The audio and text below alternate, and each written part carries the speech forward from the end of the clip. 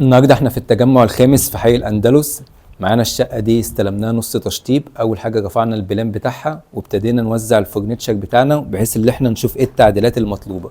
كان في معانا هنا مشكلة مع العميل، ان العميل شايف ان المطبخ مساحته ضيقة واحنا شايفين ان المطبخ مساحته كويسة، وعايزين نعمل حمام ضيوف هنا لان الحمام الأساسي جوه في الآخر خالص. فاقترحنا على العميل مقترح وجنين ان احنا نوسع له المطبخ ونعمل حمام ضيوف، ونشوف الفurniture بتاعنا توزيعها هيبقى عامل ازاي، لان هو كان طالب ان احنا نوزع في الريسبشن 3 قطع. فابتدينا فعلا ان احنا نعمل التعديلات بتاعتنا، وسعنا المطبخ بتاعنا، قدرنا نعمل حمام ضيوف زي ما احنا عايزين.